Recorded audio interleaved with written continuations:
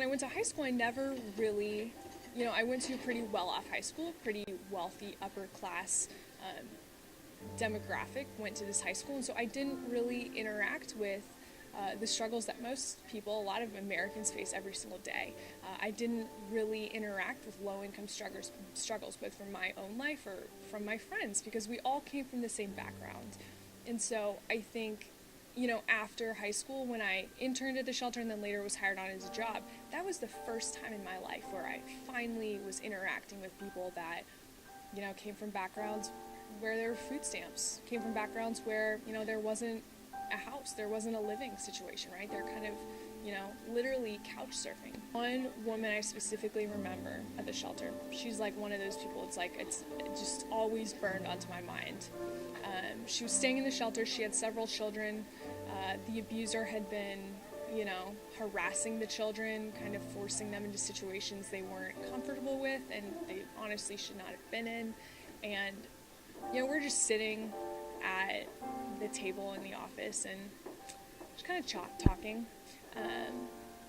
And a little bit of background, that same day she had found out that the abuser had essentially tricked her son into armed robbery. And so her son had been forced into this situation where at the end of the day he was left with the gun and then he was pinned and then arrested for armed robbery when he'd kind of been forced into the situation by the abuser. And he's just a kid. He's 17 at this point. He's a minor. And I just remember, at this point, she doesn't have a job. She doesn't have a house. Her son is in this horrible situation that he didn't really want to be in, but he is. He's in it now.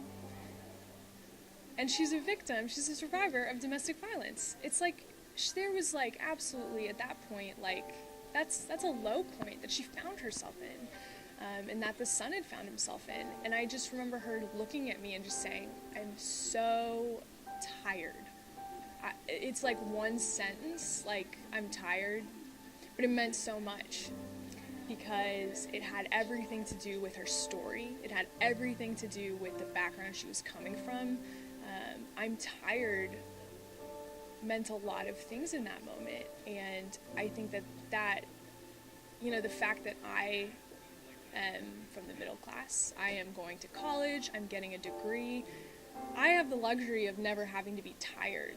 The extent that people in low-income families and neighborhoods experience is a trial that I will never face in my lifetime, simply because I was not born into it. And I think that's what the shelter taught me time and time again, was the fact that I'm not dealing with so many problems in society because I wasn't born into a position where I would be affected by them. It's just completely about birth.